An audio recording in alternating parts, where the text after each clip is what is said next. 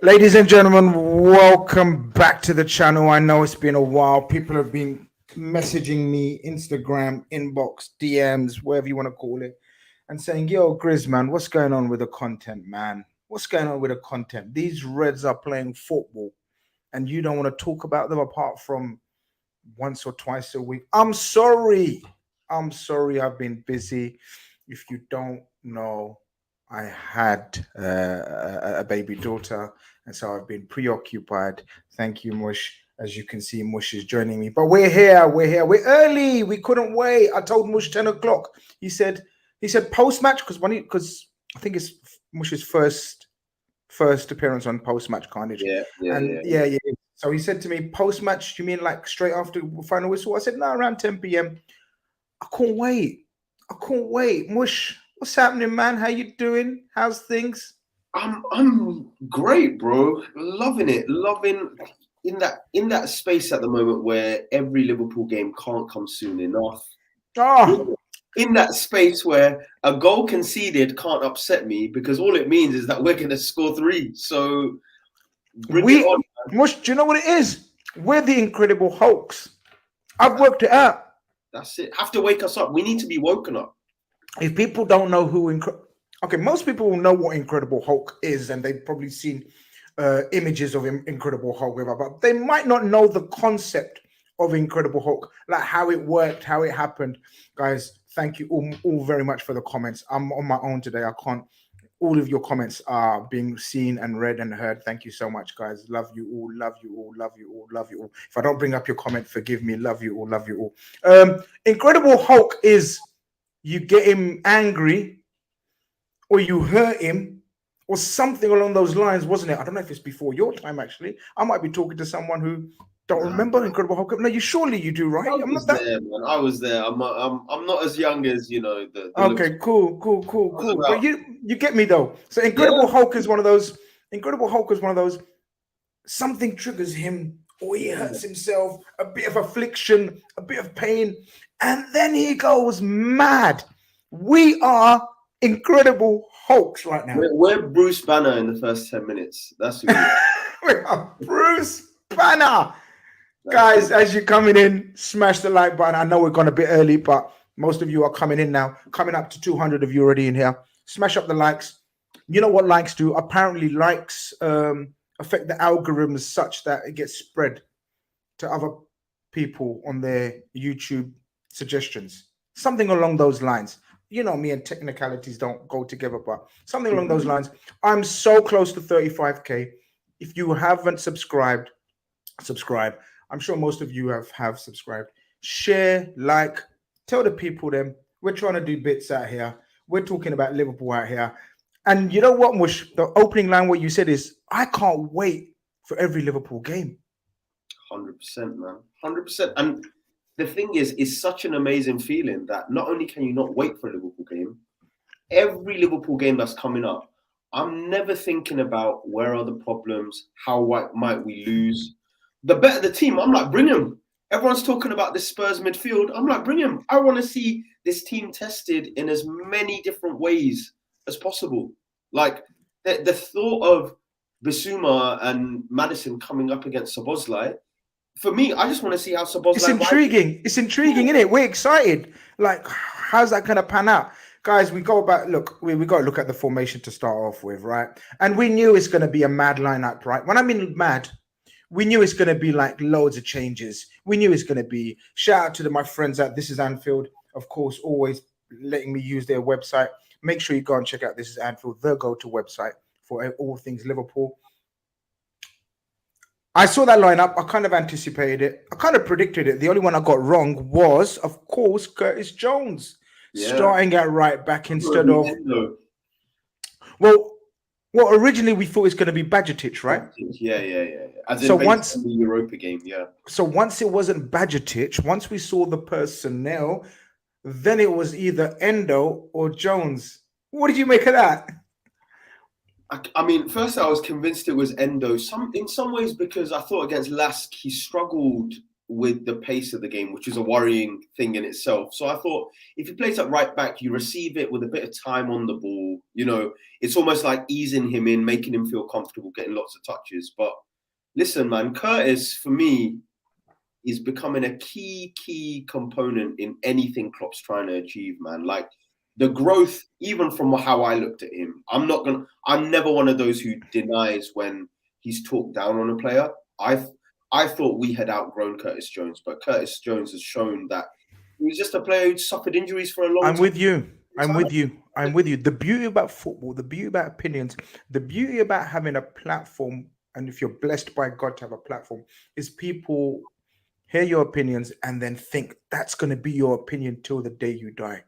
Mm-hmm. I thought the same.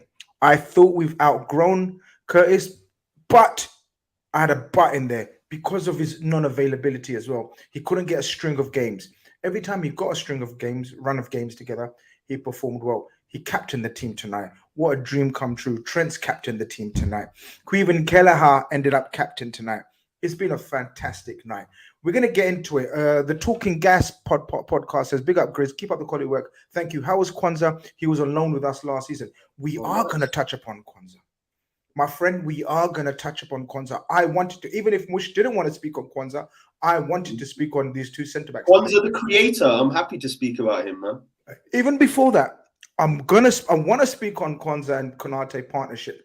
I'm so excited. But look, no, man, we don't do pause here, man. I don't give a shit. We're going to say what we want, man. Are we still missing Jude? Gandahar says. I'm not. Boss la.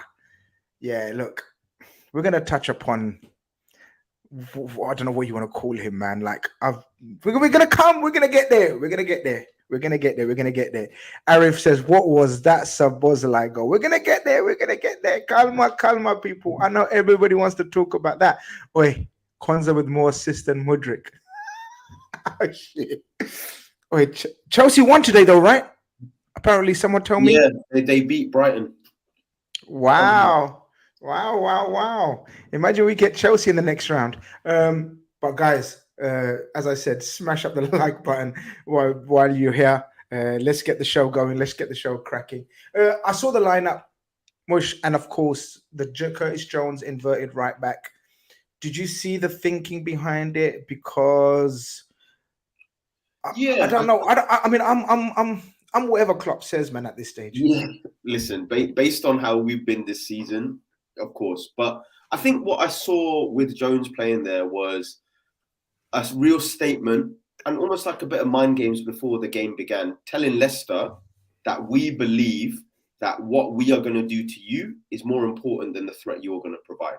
And sometimes you've got to kind of put that psychological marker down of like, nah, you're coming to our ground. We're brave enough to play a midfielder at right back because we believe we're going to keep the ball.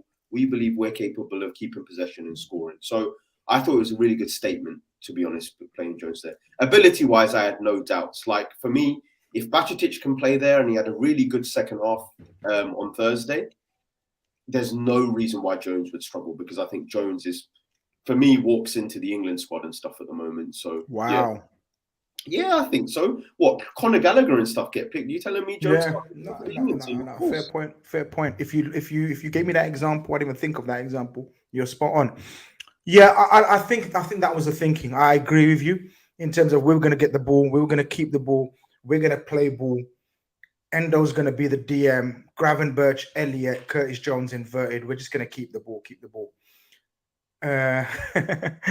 2 minutes in. Tsimikas doesn't keep the ball. It's a foul. I don't know if you've seen it. Negative. Okay, no problem. No. I agree with you. We can start off negatively. Things can only get better, like Liverpool. Tsimikas loses the ball.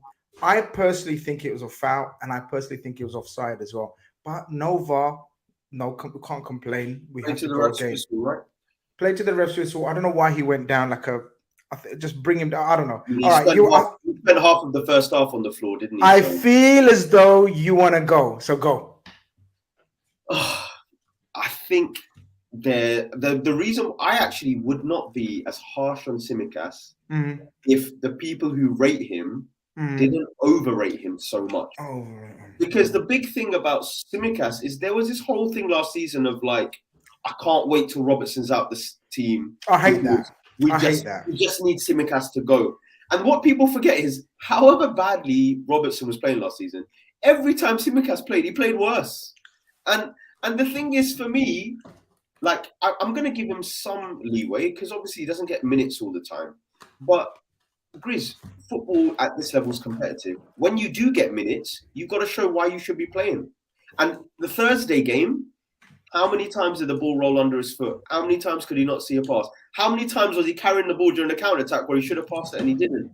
And these same patterns keep happening. And for me, I don't want to, smash our players too much, but I would much rather Liverpool, rather than give him that contract renewal, I would rather we identified a really talented 19, 20-year-old. Say Robertson's got 2 years left, but we're in 4 competitions. Come, play 15, 20 games, and eventually transition into that role. I think that's a lot healthier to do as a backup player than what we have at Tsimikas. I don't know. I don't know how you feel. This is one of those when you scratch your beard, like with undecisiveness. You know, when you scratch your beard because you don't know which side of the fence you sit on. Overall, I'm a Tsimikas fan. Overall. That's a very strong term. What do you mean by fan? Okay. I think he's a very able deputy for Andrew Robertson. Because, I'll tell you why, Mush. Because in this day and age, right, in this modern game of competitiveness all around the squad, all around the Europe, in the Premier League, whatever, when you have a pair of fullbacks like Trent Alexander-Arnold and Andrew Robertson, who are arguably the best pair of fullbacks in Europe over the last 5-6 seasons, right? Arguably, right? Arguably. So when you're trying to find an able deputy of either of them, who I've just said are pretty elite, right, in their roles, it's very difficult, A, to find someone who's happy with that role, B, within the budget, C, squad morale booster, doesn't upset the apple cart, and D, when he plays on the whole, he's fine. And that's where I found Tsimikas. I find Tsimikas ticking off most of that criteria. Now, if it's a prolonged period where Tsimikas has to play, then I have my doubts. I agree. I'm also going to defend him and say it's very difficult to not be playing, and then suddenly being thrust in there with a makeshift back four. He's playing alongside young Konza, who we're going to touch upon. I think I'm okay with him. I'm not as damning as you seem to have been on him, but I get your frustration because I was going mad at him. The indecisiveness of the pass forward, I agree. Like a couple of games ago when he played. Yeah. And also today, giving the ball away and then just flopping on the floor. He knows there's no VAR. You're not going to get given. Bring him down, foul him, maybe take a early yellow card. I think the contract extension, I think, is probably preserving his value. Kind of thing, yeah. Just making sure we get a fee at some point, probably. Yeah, I mean, guys, let us know what you guys think in the chat about Tsimikas, man. I know loads of people were frustrated and almost angry about his sort of start to the game. I thought he grew into it, like obviously the rest of them. He slips. They score on the counter. We've seen that goal so many times against us last season, but it was a total different feeling. I don't know about you, Mush. Like they scored, and I was like, "Oh." I blinked. Okay. All I did was blink. That was all. I was like, "Cool. We've got 90 plus minutes to respond to this. Not a problem. If anything, Leicester, your fault for scoring too early." So early. Yeah.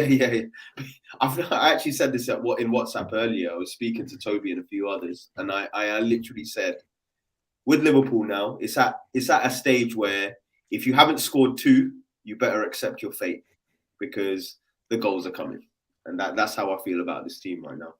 It's a good feeling, man.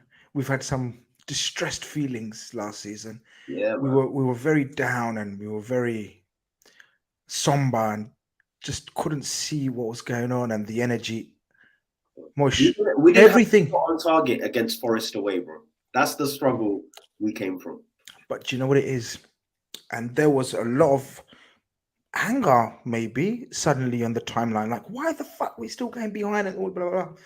But Mush, after that, yeah, I so enjoyed the rest of that half. I know we went in 1-0 down, but I tweeted at that time, and people, and obviously opposition fans was taking a piss out of me, and I ignored them. See, people don't realize when I do a tweet, I mute it because I can't. Yeah, so people don't realize. Then only when I purposely go back and read some tweets, then I'll reply or see because I can't keep my notifications on. It's wild if I keep my notifications on.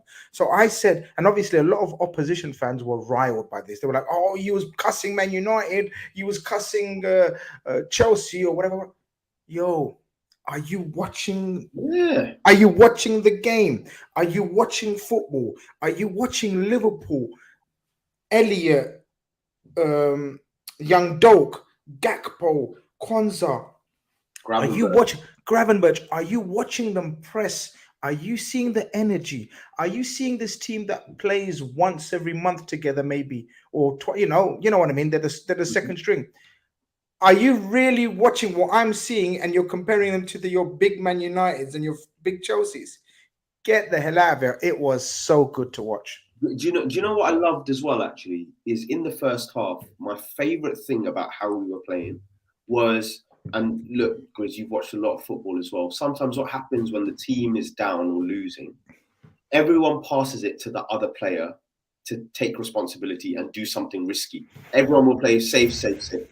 Every single player who played in that first half was not afraid to do something wrong if it wasn't Yeah, a choice. Ben Doak didn't do everything right. Harvey Elliott overhit a few passes. Jota had a few loose touches. But you know what? Everyone made a mistake trying something positive. And that for me was a huge, huge thing. Because for me, it showed that these players were not waiting for a Szoboszlai to come on or a Salah to come on. They were like, nah, I think we can control this game and come back ourselves. It's a wicked feeling throughout the squad at the moment. it's a nice feeling. I'm not gonna lie. There was another comment that I wanted to bring up. I've lost it now. But big up, guys, wherever you're tuning in from, wherever you're watching. Like Quasi's in the building. Big up, Quasi. Um, I'm not gonna. I'm not gonna underplay it anymore because it's look. You have to enjoy these moments. You have to, if you're on an upward curve and you're happy and the camaraderie and the spirit and you see the energy. Mush, we cried as fans to each other, WhatsApps, shows, podcasts, whatever, coffee bars. We cried about the lack of energy in our team to each other. We were like, guys, what's going on? We can't run. Everyone's bullying us. Everyone's out pressing us, outrunning us. It was unheard of. We've got that back, Mush. Whisper it. We've got it back. Bro, did you see? Did you? I think the best example of that was the final 5 minutes of the game. Leicester could not believe that we were still pressing. There was a time where Cody, when he blocked Harvey Elliott's chance, it came back to him and thought, "Oh, they're probably annoyed. I'll pass it out." 4 players swarmed him. Then 4 players came for Cassidy. It was wicked, man. Our energy levels of our second string is crazy. This is my point. Yeah. Bro, I am infatuated by this team at the moment. I am. That's a great word. That's a great word. I knew, you know what I mean, you're going to come out with the words because my dictionary, my vocabulary, I should say, is very limited. I'm infatuated with this team, bruv. I don't know. We're going to use that line of Klopp. Something's growing here. We don't know how big it's going to grow into. Bro, it's grown a bit more today. It's grown a bit more. We took another one. Doubters to believers more and more every week. Every week. And I know we're going to talk about, we may touch upon Spurs near the end of the show. I know the litmus test will be Spurs away, Brighton away, and then Everton. The next 3 fixtures will tell us where we're really, really at. But for today, we didn't stop. I thought the interplay, the buzzing, the energy, even the organization after that. I know Endo got a bit of stick. Curtis Jones, after about 5 minutes, people were tweeting, Curtis Jones is all over the place. Well, fuck me. The guy's just playing right back, inverted fullback for the first time in his life, probably. Give him 5 minutes to settle down, people. I thought everyone was, like you said, calm, didn't panic. And that was key. 100%. And I thought, I am shocked. I think maybe because I don't go onto Twitter at all when I'm watching a game because I don't like it. I don't like it affecting my opinion. When I'm enjoying a game, it's almost like you read something on Twitter that stops you from enjoying a performance that had nothing to do with how you're watching it. But I thought Jones was doing things like giving people the eyes and passing inside rather than out wide. I thought Harvey Elliott I know we weren't winning, but I thought Harvey Elliott had an awesome first half. He seems to have grown into his body a bit more, so he covers a lot more distance, looks a lot more powerful, and he looks like, after Jones, the second most senior player in the team. And I love that. I love that for Harvey Elliott at 20 years old to feel like, do you know what? It's not about the age on my passport. It's about how many years I've been in this team. And I'm learning. Mushi took it on upon himself, though. I love that. You're so spot on. I love the role Elliott's taken up in the second string, or whatever you want to call it. I love the responsibility he's taken on board. And Curtis Jones, did you see at the start, guys? People in the chat as well. Did you guys see before the game? He got them in the huddle. Yeah, he done one of those Steven. I love it. Confidence. This is what it does, and it brings the best out of you. Curtis Jones is definitely, for me, he's a player that you have to tell him you believe in him. And if you tell him you believe in him, he shows you and he's showing you. And Elliott as well. I think Elliott's come on leaps and bounds anyway. We're going to touch upon. I think he's one of the contenders. We'll give our man of the match and we'll ask the people who they think man of the match was. None of your business is ref had a bit of a stinker. I think the ref was equally as bad for both teams. I thought there were some challenges we were making and he wasn't giving the fouls. We were like fouling them somewhere sometimes. We know Tsimikas got fouled. I think it helped the flow of the game, though. He was rubbish, but he was good rubbish for the public, if you know what I mean. I'm okay when refs are equally rubbish, though. Equally rubbish, yeah. It balances out, right? Like if they feel like there's some injustice on their side. I actually thought there was a foul that we made near the end. There was, man. The penalty, I thought it should have been a pen because he got the pass away, but fair enough. It is what it is. But yeah, I think the big thing is, Grizz, like, as long as the ref doesn't define the game and like spoil it or decide the result. Yeah, like if there's a key decision that he gets wrong and the rest of the game then yeah, that's a bit of a shame.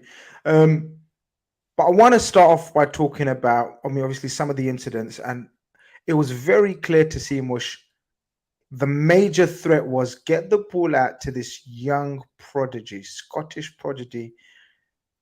I think it's time to soon call him Mr. Ben Doak. At the moment, it's still young Ben Doak. Master Ben Doak. Okay, fair enough. Okay, fair enough. No problem. But what have you made of him the 3-4 times that we've seen glimpses of him in and out of the team? Well, talk to me. What do you make of him? Yeah, it's really interesting because it was, I know that Ben Doak's age and his experience really, really positively impacts how I watch him play. So when he, for example, like how annoyed I was with Tsimikas. Tsimikas is 27 years old. So when you've got a bad touch or you should do something better, you've got the experience for me to expect something better. With Ben Doak, anything he does well is a plus. And anything he does badly is just a learning experience for him. So there's no downside to it. And sometimes he'd rip his man to shreds and then not cross it because he tries to cut back. That's a decision he'll learn from. There was one moment we dropped a shoulder and he whipped a gorgeous crossing. That is what all Klopp needs to say is, Ben, just more of that, and it will come. And I think he had a much better game today than he did last Thursday. I think one thing that will help Ben Doak a bit, I don't know if you agree, is sometimes when you've got a classic winger like that, me and you, Grizz, we're of a certain vintage. So we've seen a lot of 4-4-2s in our time in the 90s and early 2000s. I think it's very difficult for a winger who plays on the outside if he doesn't have a fullback overlapping on the outside to take away some of the people marking him, it's very easy to double up on him. So I think Klopp needs to adjust a bit because I don't know if the inverted thing works well with Doak. I don't know what you think. I'm in agreement with you. I mean, look, it is, but he's 17, man. Is he 17 or 18? He's 17. He just turned 17. He's just turned 17. That's mad. I agree with you overall on the whole. Look, None of Your Business says Doak is too raw at the moment. You can see he's still learning. He needs to improve his decision making, and hopefully that will come a time. And in fact, I know it will come time. He says, Pixelated Pigeon says Doak is very anxious to make an impact. That early chance weighed on his mind a bit. Once he scores his first goal, he'll relax. Very true as well. I mean, a goal does calm you down, right? But in terms of raw attributes, that's God given, right? Not everyone has the raw attributes that this kid Mush has. He was up against James Justin. James Justin is, I'd say, a very semi-good player. I wouldn't say semi. I would say he's a very. I was shocked when I saw him on the pitch because I thought, how the hell is James Justin, who is a double-footed fullback who can play both sides, still playing in the Championship? I was shocked, Chris. I'm telling you, man. James Justin is a polished, accomplished fullback. He's had a couple of seasons in the Premier League. Big injury. A lot of people rated him. Brother, this guy had him on toast in that opening 25, 30 minutes. And the beauty about Ben Doak, Mush, is, you tell me, is he right-footed or left-footed? I think the only thing I've noticed is, I think he's both, but I think one thing I've noticed is when he wants to dribble fast, he'll dribble with his right. But when he has time, he uses his left. So I don't know if his left is more accurate, but he grew up right-footed. I don't know. Guys, let us know in the chat. Is Ben Doak left-footed, right-footed, or what's the other one? Ambidextrous. Ambipedal means your feet. Ambipedal, right? Yeah. Oh, ambidextrous is hand-wise, right? Yeah. Ambipedal. I don't know this. Is that really the case? Yeah, it's a new one I've learned. Yeah. So you can't say that for feet, right? You can say ambidextrous. Dexterity means whether you prefer to use your right or your left. Mm-hmm. When you're talking about feet, ambipedal is what you use.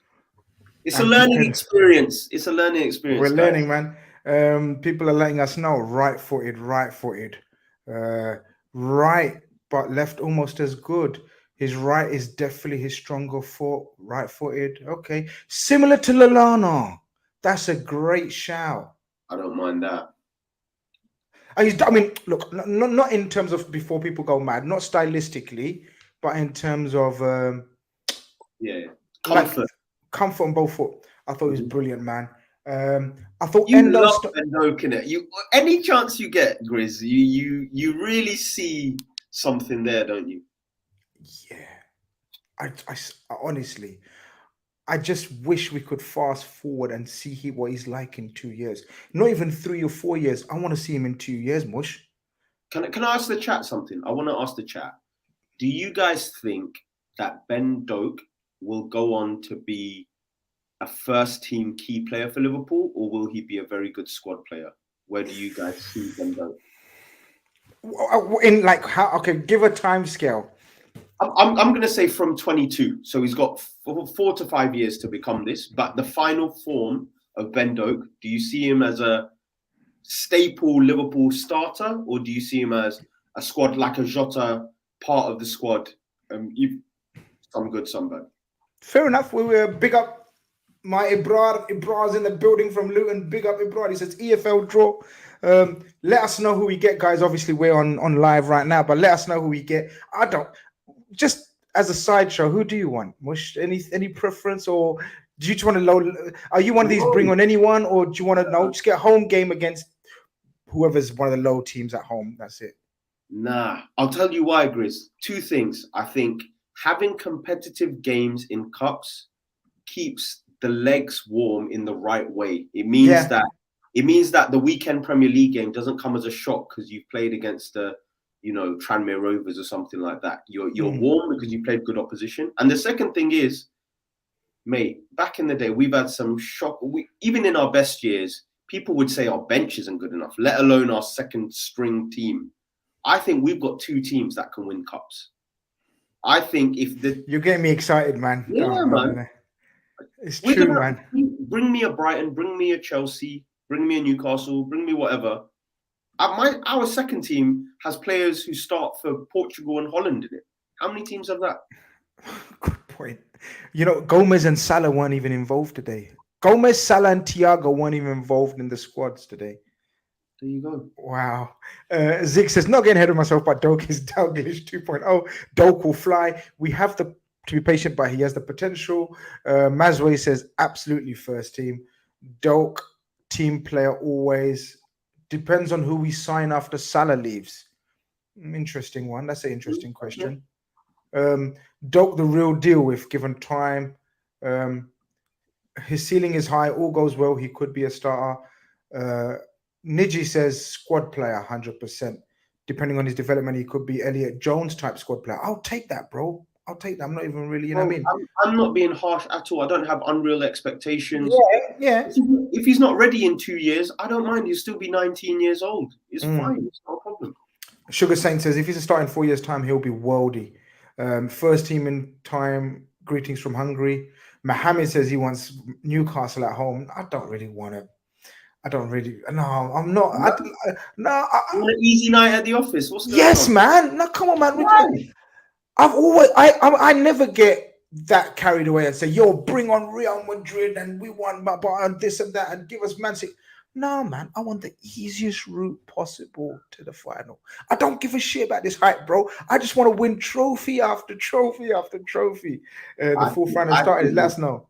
Yeah, man. I think the beauty of supporting Liverpool Football Club is that I actually tweeted this 2 days ago. I said the difference between breaking news. The first is Man United v Newcastle's been drawn out. Lovely jubbly. One of the big boys. Lovely. Please give me a Mansfield at home, someone saying, or something like that.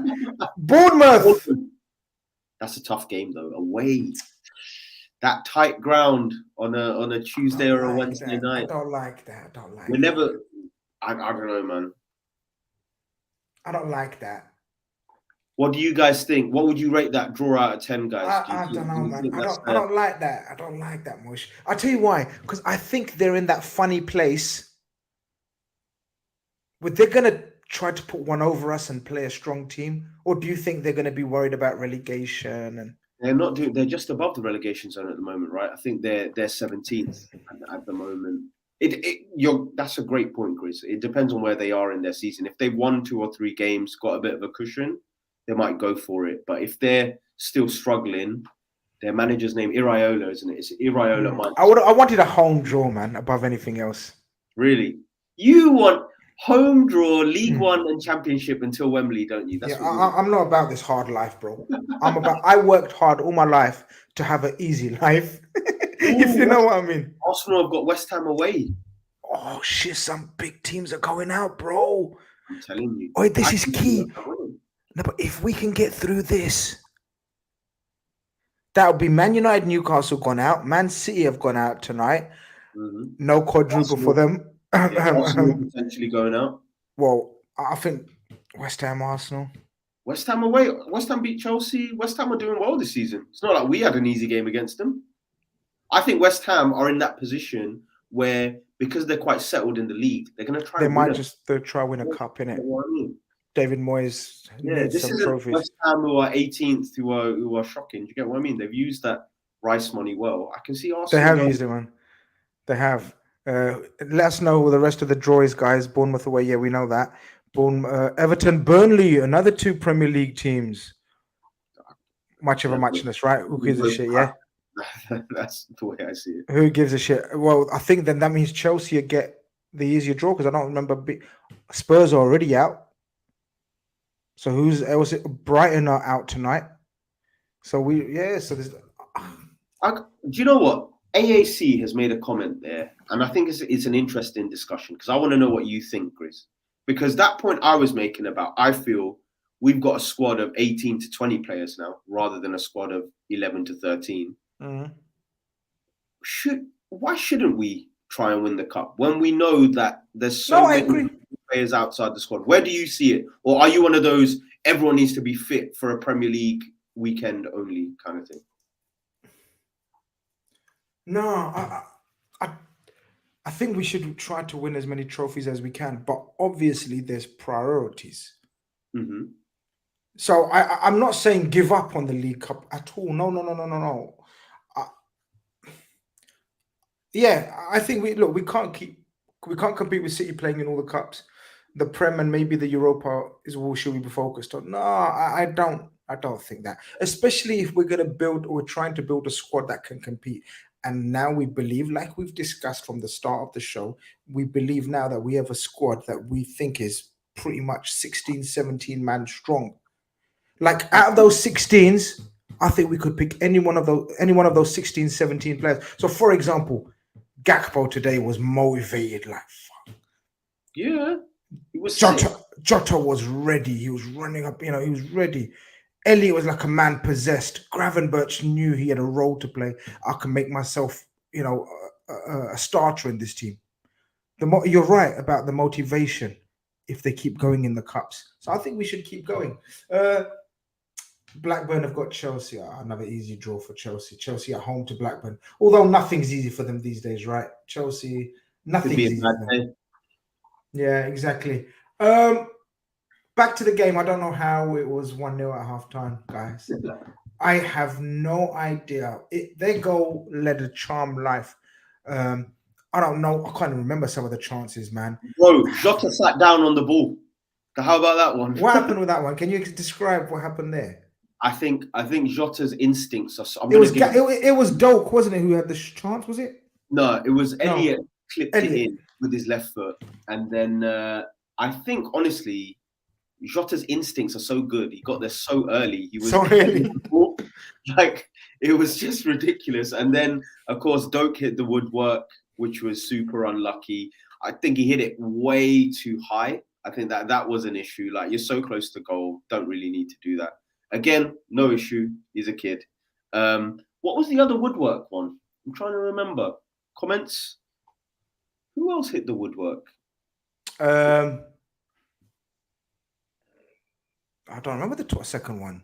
Why am I struggling to remember who hit the woodwork here? Did you NP? Did you just make that up, or no, was you watching? It might be the Gakpo chance in the second half. Gakpo.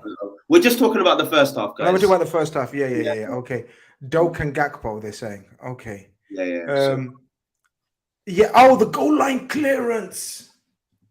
Gakpo, that's a goal. I'm like twice goal line clearances. How did that not go in? I thought the rebound, the follow-up he'd scored, and the ball was just stuck on the line. I thought stuck on the line. Frozen. It was mad. It was proper chaotic stuff, but they couldn't get out. Mush. Like we had them penned in like the old Liverpool where we just didn't let them breathe. And the pressing is so back. It's a thing of beauty, Mush. It's actually a thing of beauty because what it makes people do, if you're not a ball-playing team, then you're just going to strike it long. And we've got Kwanzaa and Konate, both 6'4", right? Going to mop up any long ball that you punt up. And Leicester tried to play football. We're not going to let you play football either. So they didn't have an out ball. They didn't have an outlet. I thought Albrighton started off well. I thought that McAteer was good though. I thought that McAteer gave him some good width. The thing is, you're completely spot on. I think Leicester were weirdly a good preview for Spurs because their front line was super quick. They didn't have a target man. They had that Yunus, they had that McAteer, they had that Cassidy, and I just felt like it was all about, with me, the back four. Are you stopping the counterattacks from happening? And it felt like there was never a pass on, so they defended that well. Yeah.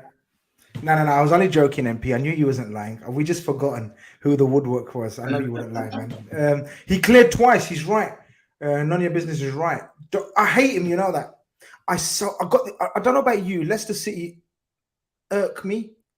That's because they always beat us when we're at our worst. I remember the the game where Drinkwater scored. I remember the Dewsbury Hall goal.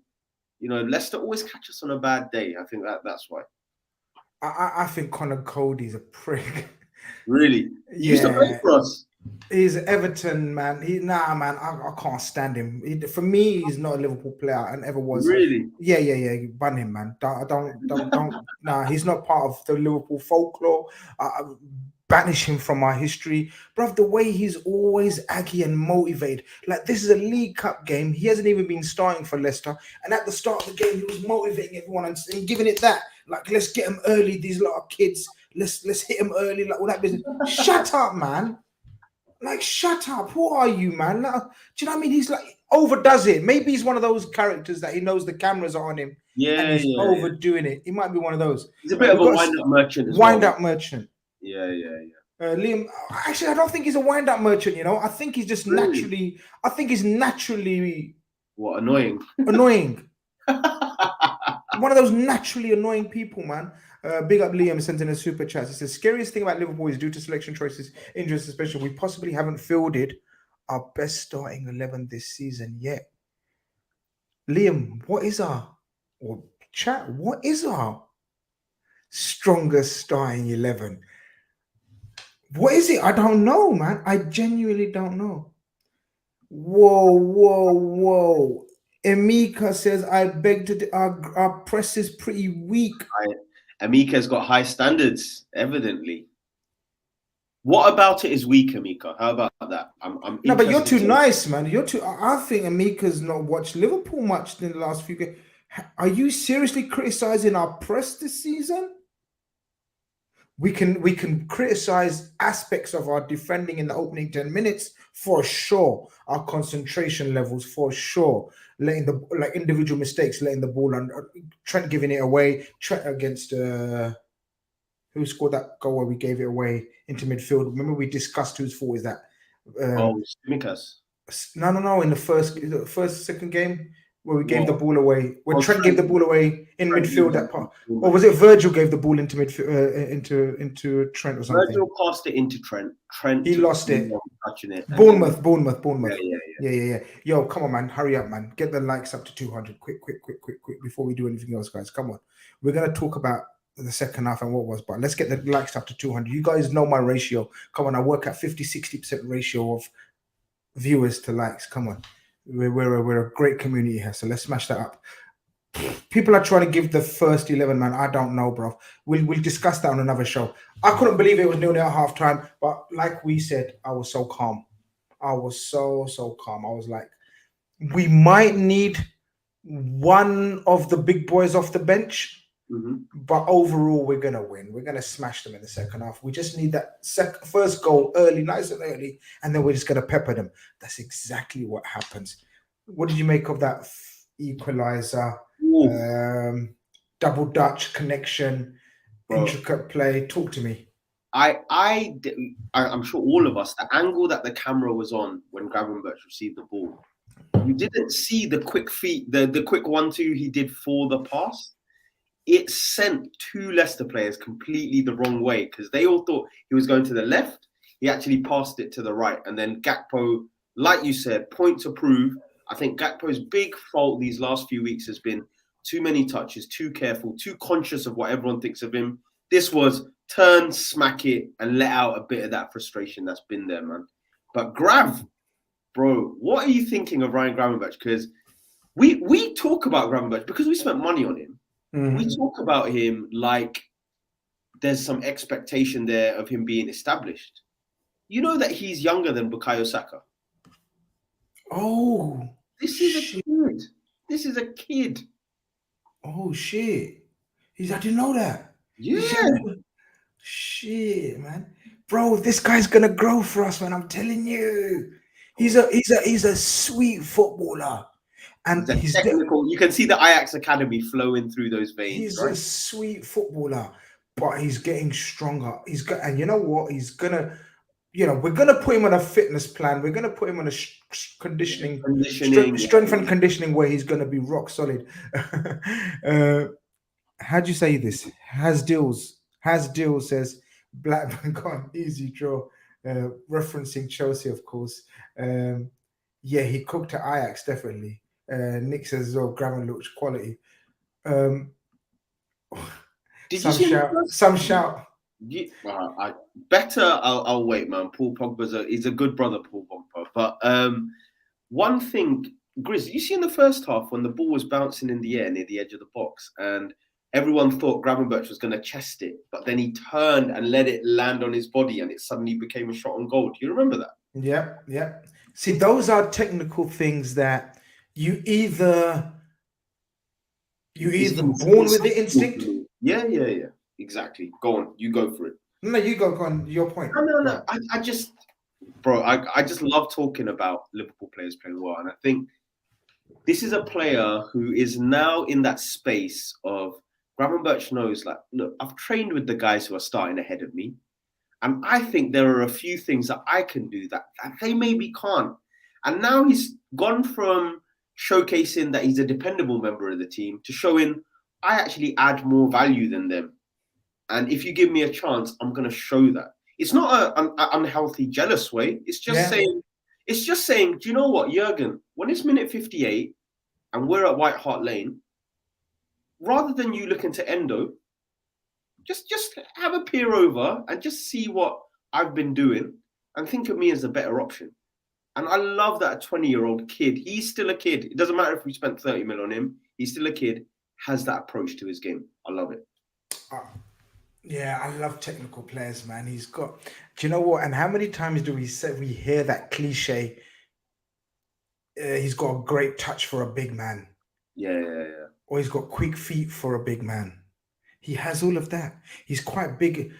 Look, I described him as a cross between Diaby and I can't remember who was the other person. I think Diaby's a great shout, bro. Do you remember Diaby at Arsenal? What? You're smarter than you look sometimes. Yeah, I know, man. It's the look. I know. I need to improve on the look because I'm, you know what I mean, to make it level pegging with my smartness. Yeah, Gravenberch, you're right. You know the incident that you described, yeah. It's one of those where you're right. You can't coach that. No coach is going to have 10 kids practicing that. No coach even wants you to do that. That's the thing. And no coach will probably have done that type thing. There's only a few type of coaches or few type of players that know what to do in those situations. Use your body. Like, you know, it's very instinctive. It's very, I can't describe it. You either have it or you don't. And we know the biggest advocate or the best example ever, in my opinion, of that particular skill is Zinedine Zidane. Yeah. You know, in terms of body maneuvering and the ball and all of that, without any pace, trickery, skill. Spatial awareness, right? Like, how much space do I have to turn? That's the big thing. I think, Grizz, again, a vintage thing, but I think, do you know someone I can see Gravenberch being quite, well, growing to become? A player that I used to love when I was younger and falling in love with the game. That natural ability you're saying to carry the ball, to look so light and elegant as you're carrying it. I see a lot of Rui Costa in him. That's what I see when I see Ryan Gravenberch. Yeah, Rui Costa, again, had that sort of ability to shield the ball, protect the ball, touch it, caress it, you know, left body movements. I like that. Yeah. Obviously, Gravenberch has a bit more stature about him. Mm-hmm. He's tall and elegant, where Rui Costa was a little bit more nippy. The low socks, yeah? Yeah, low socks. Yeah. Pixelated likes your shout, bro. Yo, man. Oh, this is humbling. Thank you very much, Mabs, man. I don't know how to thank you, bro. Just thank you very much. That's all I can say, man. You won't be a gooner, bro. Don't worry about it. He says, there's a gift for you, new Rubber Grizz. Let's hope she grows up not to be a red gooner. Respect, my bro. What a call with a Hungarian Stevie G shout early on. This guy's going to be special.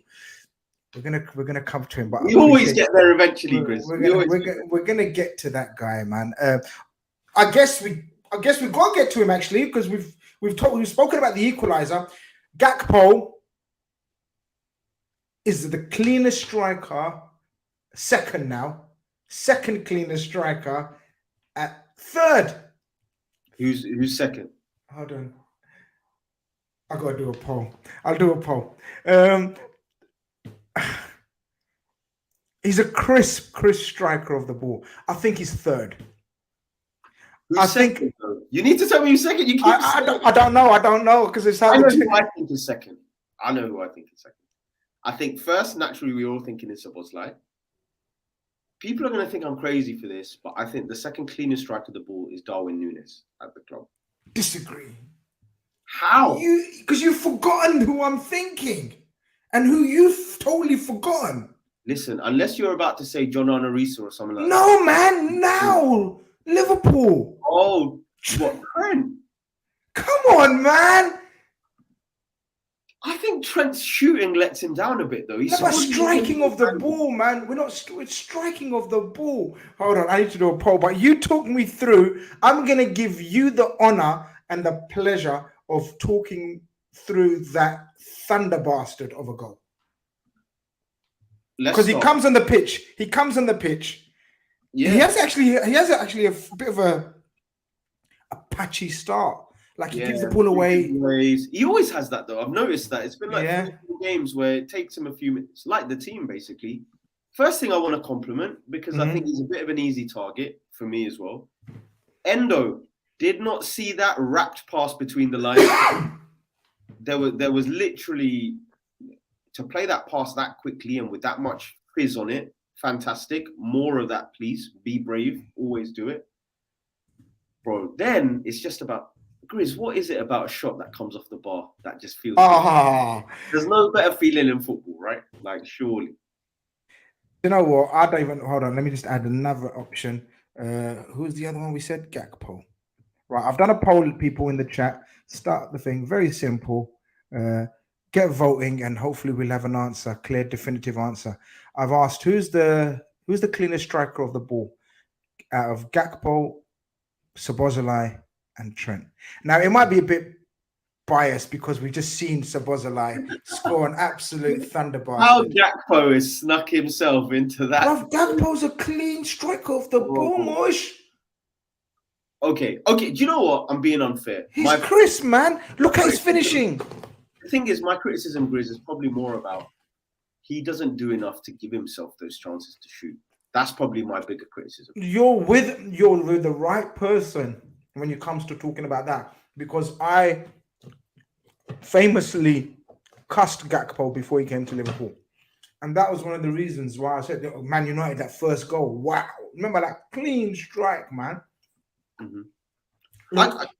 I know Joseph here. Joseph in the chat is saying that Gakpo's a cold finisher. Again, this is what I'm talking about. I'm not talking about Gakpo. I'm sure if Gakpo does a drill in training where he has 5 shots, he probably scores all 5. Very clean in how he hits the ball. My problem is that aggression to get into a position, that bravery to take a shot when your body's not fully set, when you might mishit it, the crowd might get on your back. I think Gakpo sometimes sinks in those moments and kind of shies away. There was a time, remember against Chelsea, bro? He was 1-on-1 with the keeper. I hear you. I hear you. But again, totally new position, bro. New club, new role, new position. He's learning. He didn't play this position for Feyenoord. Yeah, true. True. Did you get it? So he's, PSV, I should say. He didn't play for Feyenoord. But, he didn't play this position. But, yeah, this guy comes on. He's got it all, man. He's got it all. He's done everything. I'm talking about it. Yeah, Grizz, you tell me now. Okay. You can choose how crazy you want to sound here. And the chat, please, everyone get on board. What conversations is Szoboszlai in now? Is he in the he's a good Premier League player? Is he in the this guy is being underrated? Is he in the this guy's one of the top centre midfielders in the league? Where is Szoboszlai in these conversations now, everyone? I want to start with you, though, because you've obviously been thinking about this. You've obviously been talking about this with your mates and in your circles. So I want to know what's your thinking to even think about this, because that's some debate you're setting off there. Like, which conversation have you got him in? I'll tell you what conversation I've got. This is gonna sound. I don't No, know. say it because I'm crazy, man. If you want to be crazy, go crazy. I think Dominic Szoboszlai is the best central midfielder in the Premier League. Because let me explain why. Because no one else in the Premier League plays in central midfield. In an era that had gone before of number 8s who played every role within the midfield, that doesn't happen anymore. We have top defensive midfielders like your Rices, your Rodris. We have top creative midfielders, attacking midfielders like your Maddisons, your Odegaards. Who is completing the most tackles, the most sprints, the most forward passes, and scoring goals like that? No one is. I think he's the only number 8 who even exists at this level in the Premier League. He's competing with the likes of James Ward-Prowse and stuff like that. Those are the only other 8s. Oh, hold on. Let me bring up the tweet I said earlier. Are you okay? So are you talking about all round wise? Like he's the most all like as in complete, as in like all aspects. Yeah. 100%. Look at that. Look at that. Successful dribbles first, total passes second, key passes second, shots on target, touches, tackles 1. What I'm simply asking, Grizz, is do you ever see a player who's first up near the top, also first or second near the bottom of those metrics you showed? Is Rodri also completing the most shots and stuff like that, as well as the most tackles? No, he's not. No one else is doing everything. Dom is doing everything, man. Okay, I see the angle that you're pitching. I see what you're saying. An old school. He's an old school central midfield. CM, central midfielder. Straight up. People let us know in the chat. That's a call. Now, but first I thought Mush is getting carried away. Not carried away because it's not carried away shout anyway. Like there's still a conversation. But to me, Rodri automatically comes to my head. But then when you put it like the way you put it, in terms of Szoboszlai would be on the left, cutting in, Szoboszlai, then he'll be on the right, overlapping. Szoboszlai will be DM, in the blocking, pivot, making tackles in a pivot. Szoboszlai spraying the ball around. Szoboszlai playing the intricate, breaking the lines, passing. Szoboszlai's running, carrying the ball through the middle of the pitch. Who's doing all of those things? I'm telling you. This isn't me talking crazy. So let's go through the nominees. So Kevin De Bruyne at his best is he's not doing the defensive stuff. He doesn't have to do that. He's Kevin De Bruyne. More power to him. Amazing player. We've discussed this already. His desire and hunger is also amazing. Absolutely. He can do it all, but we need to chill though. Why? Why do we need to chill? Why? No, why do we need to chill? I don't know. You know the other thing, Grizz, is that when a player is this good, yeah, same thing as when we were amazing. When the time's gone and we're crap, you're going to regret that you didn't do enough when we were amazing. So bask in it whilst he is amazing. That's what I would say. I'm thinking, Wish, you've got me. I'm going through all midfielders you're right, in the midfielders in your. Let me list all action midfielders, yeah? It's only Rodri, really. No, but there's other ones. I'm just asking throughout the league. Okay. Is Szoboszlai better than Tonali? Yes. Is he better than James Ward-Prowse? Yes. Is he better? Declan Rice. But Declan Rice plays the deepest now. He's replaced Partey. He plays number 6. I'm telling you. Box to box midfielder. Box to box midfielder. That's it. I never knew. You know, none of your business, bro. I never knew he had this defensive side in him. And I claim to know football and players all around Europe. I had, bruv, I didn't know. My knowledge is very limited. It wasn't in the scouting report, Chris. What did we see from Leipzig? We heard last season he played on the right. We heard that he was top for creative passes and all of this stuff. We knew he can. Bro, we were speaking about him being the Mo replacement in AFCON, remember? Literally. But now he turns out he's the fucking. He's the 6, he's the 8, he's the 10. He's the Schumanni replacement and the Jude replacement all rolled into one.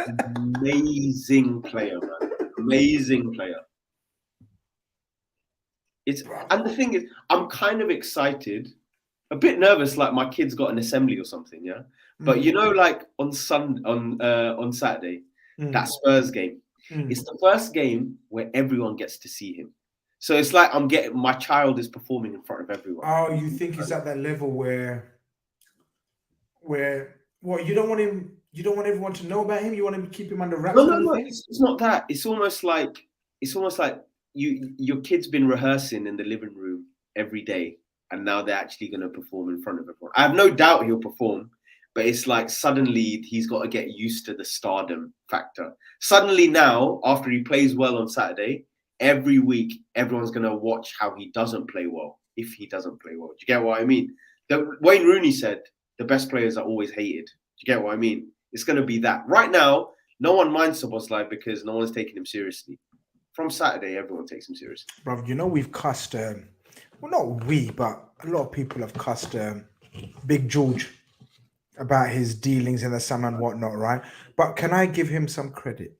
Go on. You said, you of all people were saying that this guy's a fraud. You said the clubs are laughing at him. We were on shows together. No, but I didn't say he's a... No, overall he is, isn't it? Overall, I said... No, what I said was overall, it's a Klopp handshake type appointment.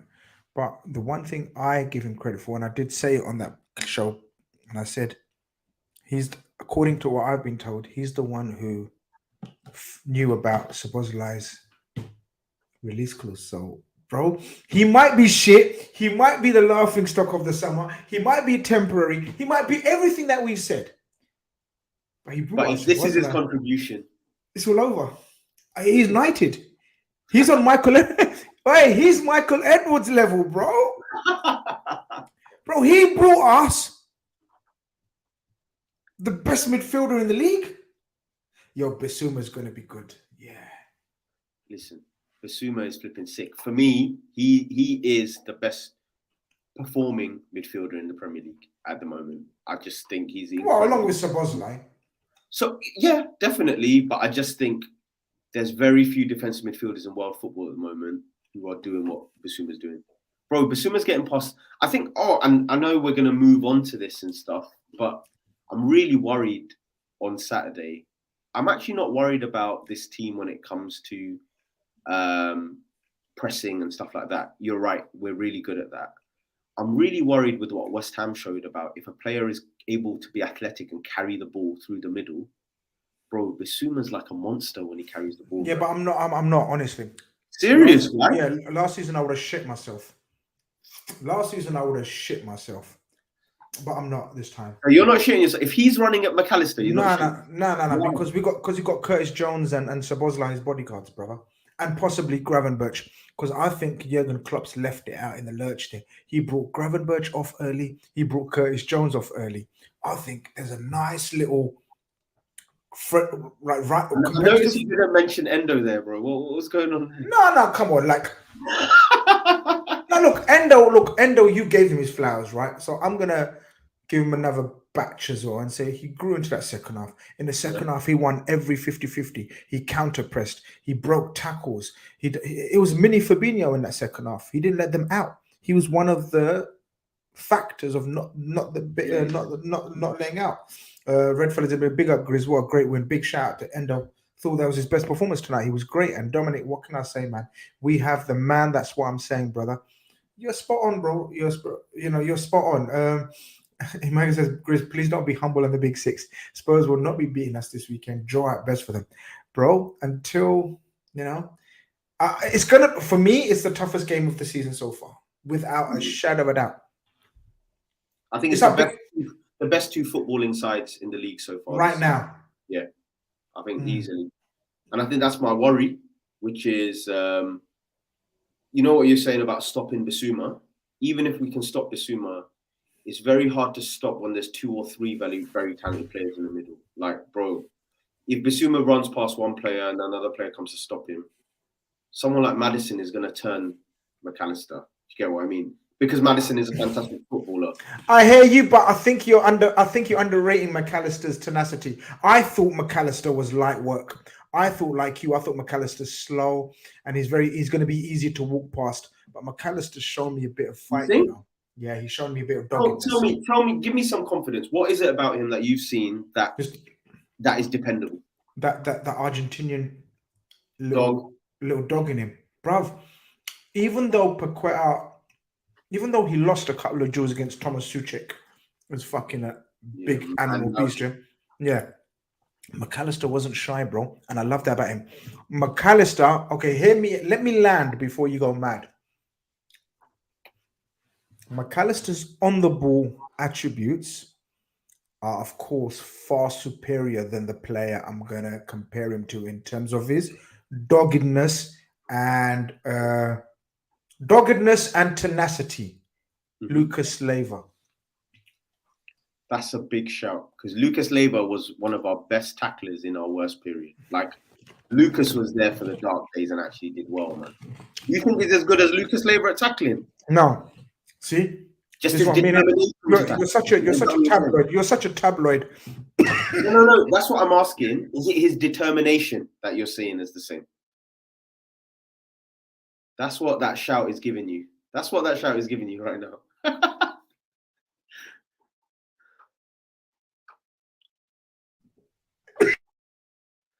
Guys, this is why you need to respect Lucas Leiva's legacy, guys. Okay. You could easily be a writer for Daily Mail or the Mirror. Because look what you took out of what I said. Let me get my breath back. Hold on one second.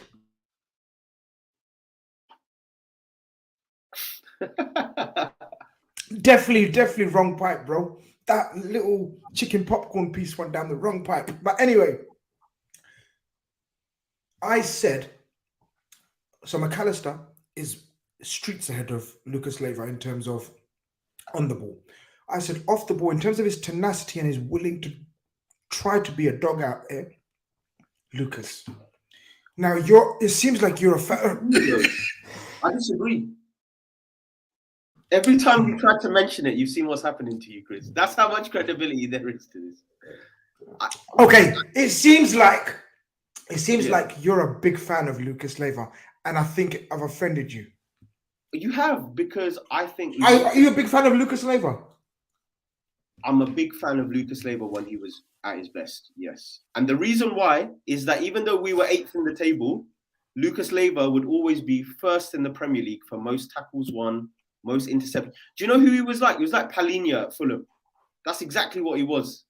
Just dying for the cause for a club going nowhere. I can't relate. I'm sorry. This is our first major disagreement. I was really? So not. Am I being unrealistic about Lucas here? I remember in 2015, man, when we were going nowhere, Lucas was the only one keeping us somewhere. No, but see, you see, that's different. You're praising him for his attitude and desire. Absolutely. Lucas Leiva is a wonderful, wonderful servant. Lucas Leiva, top quality guy to have around. Lucas Leiva attitude, I love this time in terms of him. I didn't rate him as a player though. Mush, I can't have that. Wait a minute. But you keep saying this attitude thing. I'm not saying that. I am saying Lucas Leiva's main trait, which he topped the league with, was his desire to win the ball and get tackles. Do you get what I mean? He's not a legend, bro. He's not a legend. You can't say he's a legend. Come on, bro. He's not a legend. Great servant. I think great servant. Oh, you can't compare him to Mascherano. Mascherano was streets. We're talking about an all-timer here, man.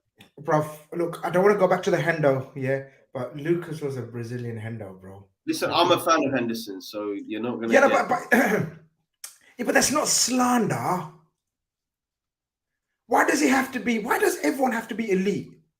I didn't say they did. I just said he was elite at wanting to win the ball, not even winning the ball. I'm not saying he was Gilberto or Claude Makelele. I'm just saying when it came to the desire to win the ball, he won it. Cult hero. Nah, that's hard. Cult hero, man. Yeah. He's in the Origi levels, man. Whoa. What Fair are enough. you saying? Is he above Origi? No. Origi's got more iconic moments. I'm talking about Come on, the man. quality. It's his level, man. Not disrespectful, man. That's his level, man. I don't know. I don't know, man. I look. I think you're more offended with because I think you was a Lucas fan, which is fine. Which is fine. You I rated just Lucas. like how Lucas tackled. That was it. I'm not talking about anything else. I think By the McAllister's way, going to be a much better footballer for us. so cleanest striker of the ball so far. The votes are going towards Szoboszlai. Clear 71% Szoboszlai, 23% Trent, and 9% for Gakpo. Who's But got listen. I didn't know you had Gakpo family members in In the chat, man. People actually 9% actually have said Gakpo. But yeah, what are you saying? What a finish! What a strike! Game over. There was no way they were going to come out. It was about how many we would score. We touched upon Szoboszlai. We've touched upon the chances. Gakpo's finish crisp. Energy in midfield. Everything else. The two guys at the back. Mush. Oh, class. They literally played man on man at times. Like Nacho,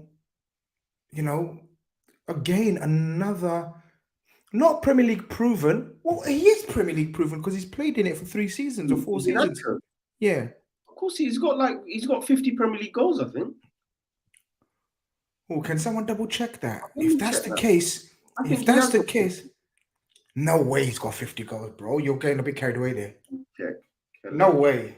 No way. If he's not close to 50, I'd be shocked. No way. I'm checking. 30. 30. 30, you reckon? Yeah. Let's check. Nacho. He has. Do you know what? On the dot, 30. On the dot. Bravo. Again, Grizz, I told you, you're smarter than you look, man. Bravo. Yeah, look, but 30 goals, but still 30 goals is 30 goals in the Premier League. So he is. Yeah, of course. Established.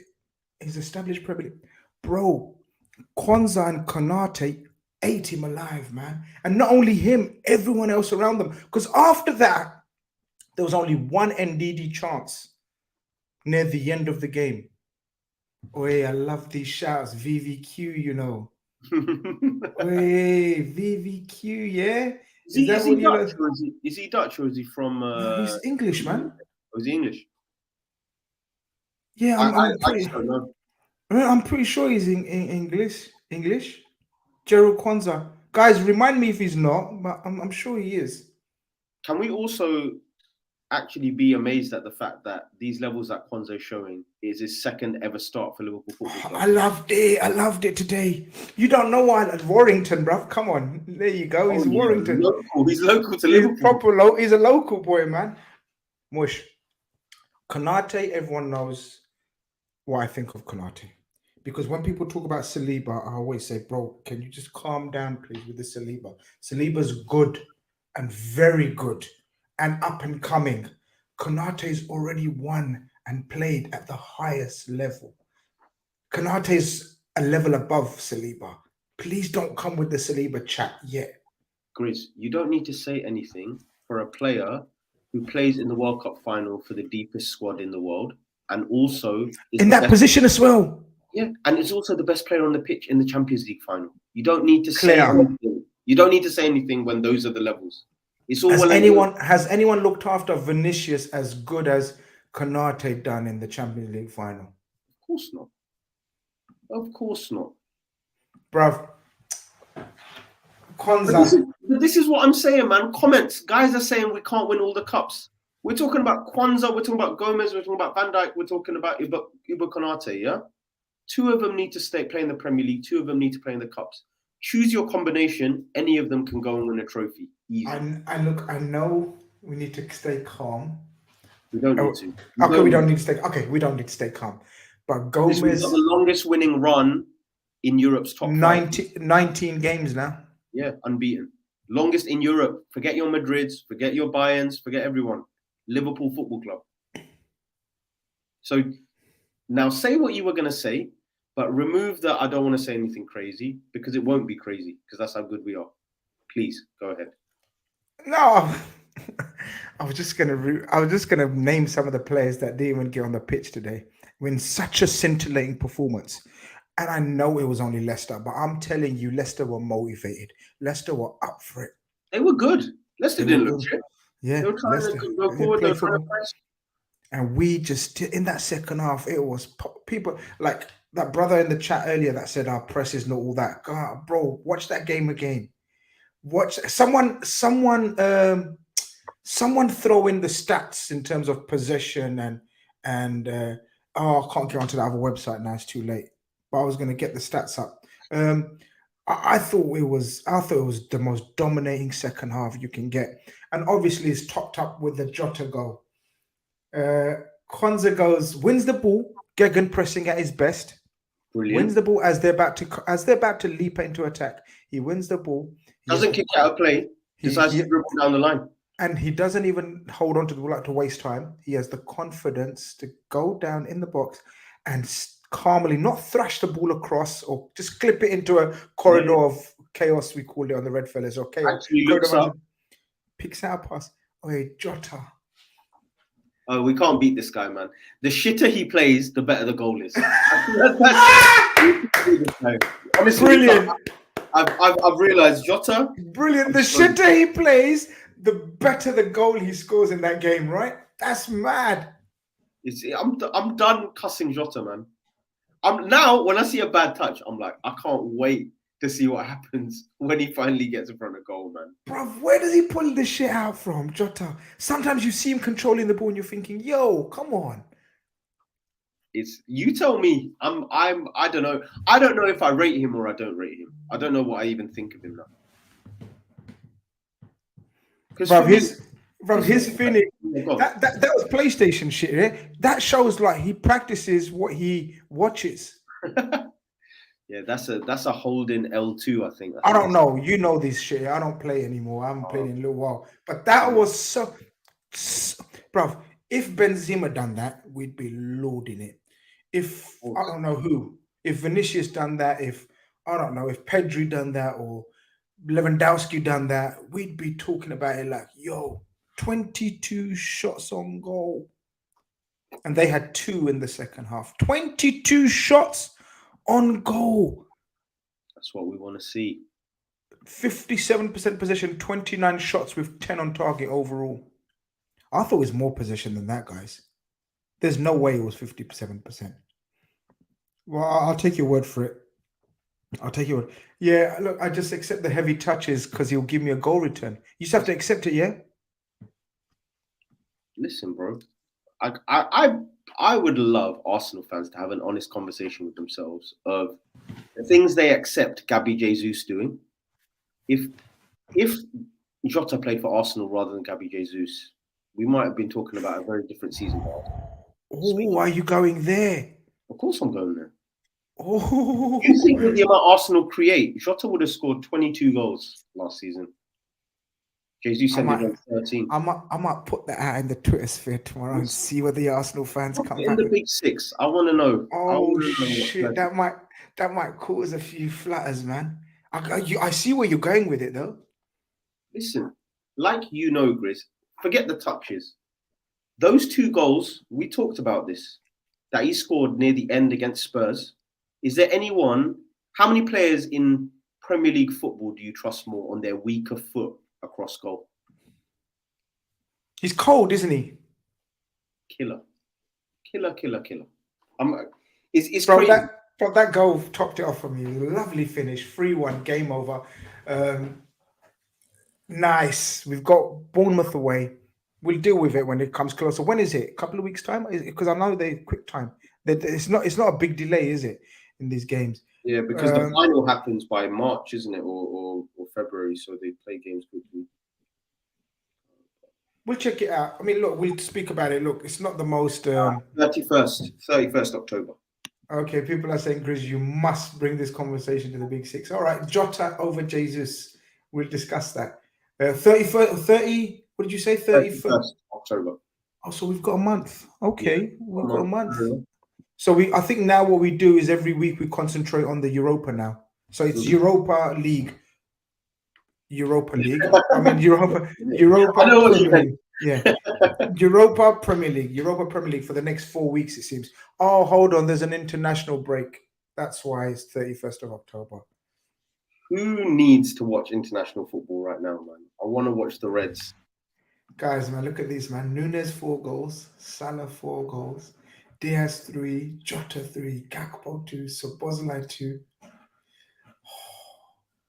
I mean, I was gonna say, and I don't think the chat will disagree. I actually mentioned this on the Copen pod yesterday. If anyone wants to listen, quick plug. I actually said Liverpool would be the top scoring team in Europe this season, across all competitions. I think we're easily scoring above 100 goals comfortably. Yeah, look, we were going to chat about is it the most comprehensive attack we've had at the club, but I'm running out of time now. But we'll discuss that. Maybe we'll discuss that on Monday. Guys, we'll be back on Monday for Post-Match Khanage, where we'll be reviewing the Spurs game. Win, lose, or draw. We have to be there.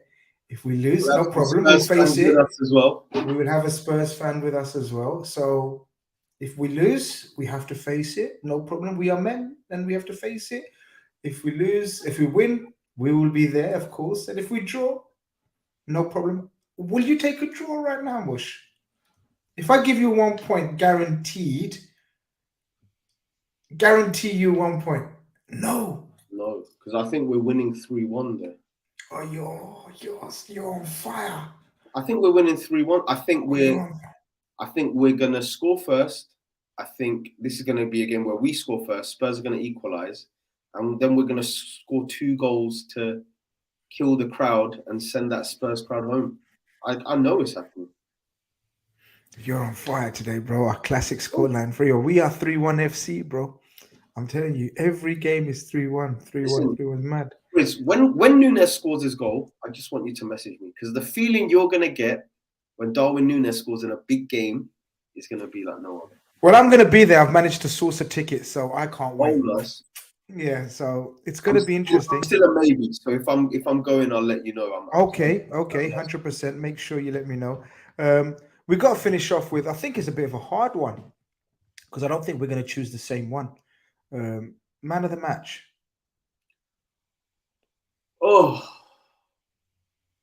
we're definitely not going to choose the same one. I guarantee you we're not going to choose. 100% certain we're not going to have the same man of the match, which is good. That means there's quite a few options and it's not obvious. Yeah.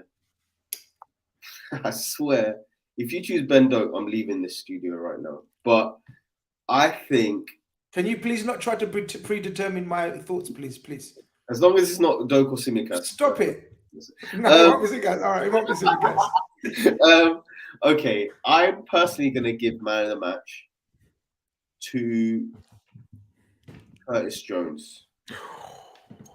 Okay. And I'm going to give it to Curtis Jones because to captain the team with less senior players in it, to play in a position you're not familiar with, to see the team you're captaining go a goal down and still keep us playing that way and always making sure we're going forwards. That was a big reason why we're still in the cup today. So I'm going to give it to Curtis Jones. I think Curtis Jones is an absolute honourable shout. But for me, I'm going to give it to young Harvey Elliott. I thought Harvey Elliott was industrious, inventive, active, brave, enthusiastic, all of those things, and no lack of ability as well, bro. The guy, his touch is improving. His first touch is immaculate. He gets the ball out of his feet with that first touch. His second touch, the beauty of for me, one of the traits of a great player, is with his first touch, he's ready to move the ball with his second. Mm-hmm. Do you know what I mean by that? So yeah. So he's ready. He doesn't need that second touch to bring it under control, to pass or shoot. He's ready with that first touch. Harvey Elliott for me, man. I thought against big blokes in there, man. That Hamza Chowdhury, bro. I know. I mean, is he Bengali? He's a Bengali brother, man. He's a Bengali cousin of one of my. No way! Small world. bro. It's Bro, tell it, he's a good kid, Hamza Chowdhury. To be fair. bro. Yeah, he's a bit of a chopper, bro.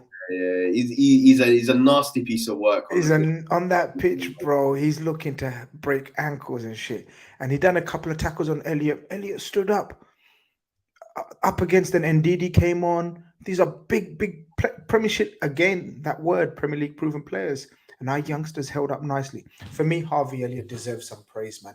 He's been getting a lot of stick, this and that, undue stick, man. You know what I mean? It's like people just get carried away, man. But for me, you said Jones. I wouldn't argue. Yeah, I say Elliott. I don't think you would argue. What no, we no. can both agree on is Liverpool are fantastic. Liverpool go through to play Bournemouth away. We found out, people. And yeah, come to the end of the show, man. I thought it was going to be a quick 45 minutes, but this Liverpool team has got us talking for an hour and a half. Madness on a post-match Khanage. The longest post-match Khanage. We normally do 45-minute quick recap on the game, but there was so much to be enthused about. What was your word? Infatuated. Yeah, this team has us feeling infatuated, man. It's Valentine's Day every 3 days with this team at the moment, man. And that's what we want. And guys, girls, everyone in the comment section, do not be afraid to talk with your chest when you're talking about how good Dominic Szoboszlai and this team is. Yeah, do not be afraid. Do not be afraid to say that a team that have not lost for 6 to 7 months now aren't great. Yeah, we are. If we were in the Champions League right now, I would be saying that we are top 2 favorites. Wow. That's how good we are. Then the competition is lucky that we are not in it. Wow. I'm being serious. Who scares you in Europe at the moment, Chris? No one. Only Man City. And I've been saying that. Only Man City. And City coming to Anfield on a European night. Do you think City have enough to beat us? No, they don't. It's only Man City, honestly. You're right, 100%. No one else scares me in Europe. But we go on. We go on to Spurs, people. It's going to be nerve-wracking because I'll tell you why it's going to be nerve-wracking. Not because of the fact that it's Spurs away and they're in good form and Basuma's playing well and Son's a threat and everything. This is going to sound like an ultimate. Do you know why it's nerve-wracking? Because if we go and beat Spurs, mush, we have to expect things. Is that what it is? You know what I mean? I'm scared that everyone will know. That's what I'm saying. Everyone's gonna. You want to work in silence, yeah? Low key. I'm a low key thing.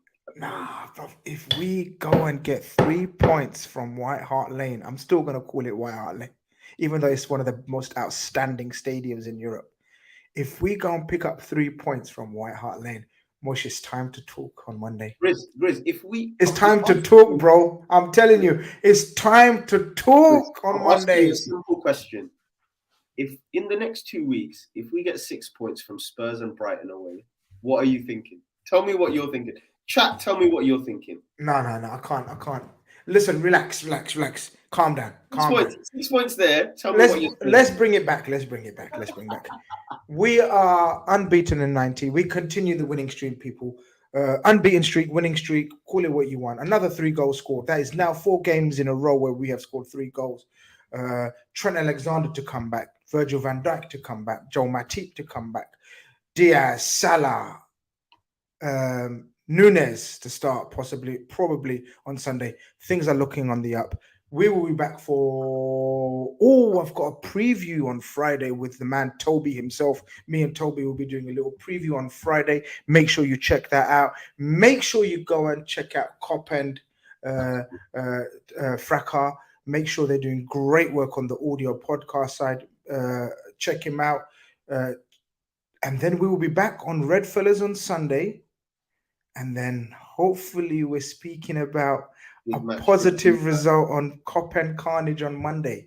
We have got some content for you this week, people. Thank you very much for tuning in. This has been Post-Match Khanage.